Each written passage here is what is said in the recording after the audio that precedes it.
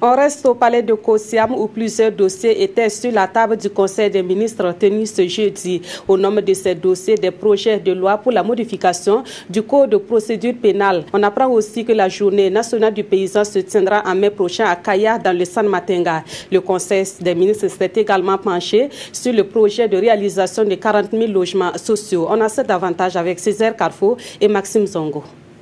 Au titre du ministère de la Justice, des Droits humains et de la Promotion civique, le Conseil a adopté 2 projets de loi, l'un portant organisation, fonctionnement et procédures applicables à la chambre criminelle. Le second est destiné à la modification du code de procédure pénale. Avec notamment la création des juridictions spécialisées dans la lutte contre le terrorisme et la délinquance financière, il est important donc que certaines dispositions soient prises. Il s'agit notamment de celles relatives à l'interception des correspondances émises par voie de télécommunication, de l'introduction des dispositions organisant notamment la protection des témoins, de permettre aux OPJ et aux juges d'instruction de pouvoir procéder à des auditions à l'étranger, d'autoriser et de renforcer les prérogatives du procureur du Faso en matière de contrôle en garde à vue. Au niveau du ministère de l'économie, des finances et du développement, il est envisagé le renouvellement du programme de collaboration Burkina-FMI, la finalisation d'immeubles en construction, notamment la trésorerie régionale du centre et le siège de la direction générale du Trésor et de la comptabilité publique.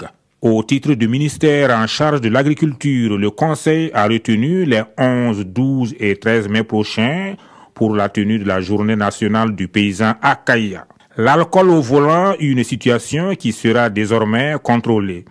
Une décision a été prise dans ce sens ce matin. Nous avons d'abord équipé les gares routières pour que les différents conducteurs puissent être contrôlés.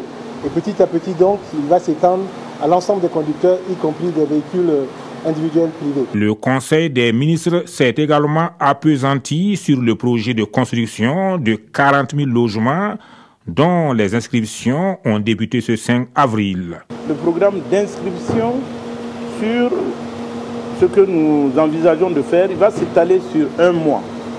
Et pendant ce mois, tous ceux qui souhaitent s'inscrire donc dans le programme pourront s'inscrire en ligne. Il y a un site, le site web que nous avons mis en place avec le concours de l'AMPTIC, ou dans les localités où il n'y a pas d'internet, comme dans certaines de nos communes rurales, ils pourront s'inscrire sur des fiches. Tout ce processus a un coût. Voilà pourquoi il est demandé une contribution d'une somme de 2 000 francs pour valider l'inscription. Outre les dossiers de fonds, le Conseil des ministres a également procédé à des communications orales et à des nominations.